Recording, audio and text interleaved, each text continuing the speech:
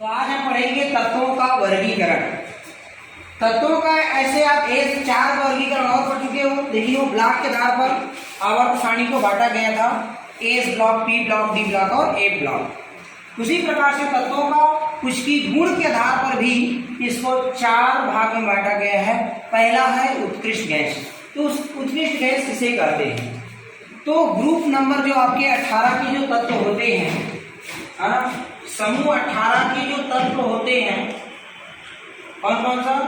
नियात्री जीरे, जीरे,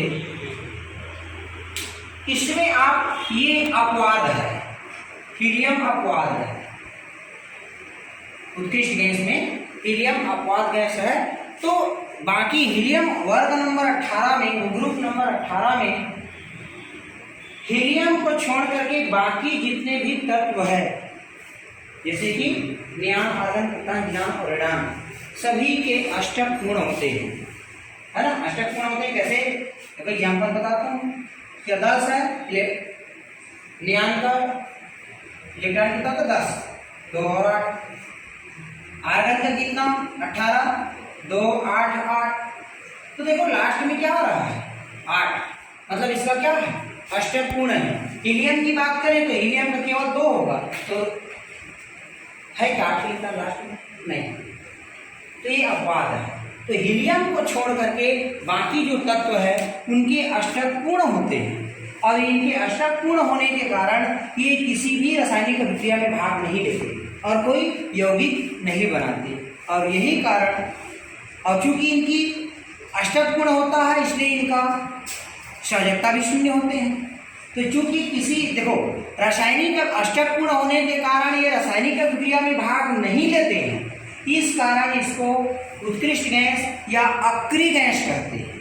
और चूंकि इनकी संयोजकता शून्य होती है, क्योंकि 8 है मतलब 8 में 8 घटाएंगे तो शून्य आएगा, इनकी संयोजकता शून्य होती है, इसलिए इसको शून्य गैस भी कहते हैं, शून्य समूह के गैस भी कहते हैं। और इनके अष्टक पूर्ण होता है और ये रासायनिक अभिक्रिया में भाग नहीं लेता है, और इन कारणों से इसको उत्कृष्ट गैस या निष्क्रिय गैस या अक्रिय गैस भी कहते हैं। तो ये आपका उत्कृष्ट गैस क्या है। दूसरा इसमें है प्रतिनिधि तत्व या निरूपक तत्व। निरूपक या प्रतिनिधि तत्व। तो निरूपक या प्रतिनिधि तत्व किसे कहेंगे हम? तो इसमें एस और पी ब्लॉक के जो तत्व है, लेकिन पी ब्लॉक में 18 भी आता है, तो समूह 18 को छोड़ देना है पी ब्लॉक में, ठीक है। इसमें क्या करना है? एस व पी ब्लॉक के तत्व पर समूह 18 को छोड़कर, क्योंकि पी ब्लॉक में समूह 18 भी आता है। एस ब्लॉक में समूह 1 और 2 आता है, और पी ब्लॉक में कौन कौन आता है? 13, 14, 15, 16, 17 और 18, ठीक। तो 18 को इसमें छोड़ देंगे, क्योंकि 18 तो आपका क्या हो गया है? उत्कृष्ट गैस हो गया है। तो 18 को छोड़ करके एस और पी ब्लॉक में जितने तत्व हैं ये सारे प्रतिनिधि तत्व कहलाते हैं, ठीक है। समझ में आया? आपको पेपर में पूछा जाएगा कि प्रतिनिधि तत्व किसे कहते हैं, तो बता दीजिए एस व पी ब्लॉक के तत्व को हम प्रतिनिधि तत्व कहते हैं, जिसमें समूह 18 को शामिल नहीं किया गया है, समूह, ठीक। उसके बाद आता है तीसरा आपका संक्रमण तत्व। संक्रमण तत्व हम किसको कहेंगे? पहले भी बताया जा चुका है।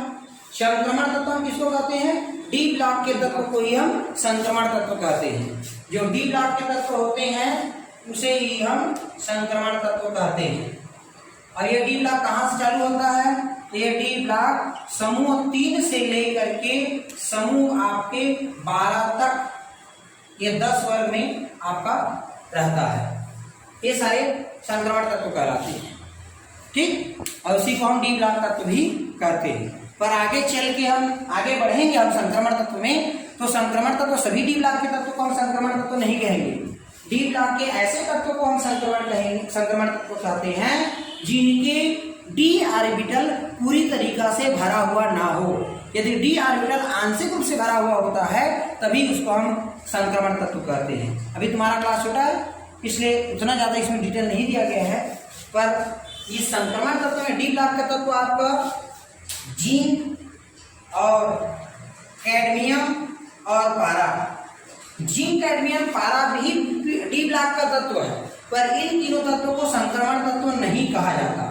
ये संक्रमण तत्व नहीं है और है डी ब्लॉक के तत्व, पर ये संक्रमण तत्व नहीं है। क्यों नहीं है?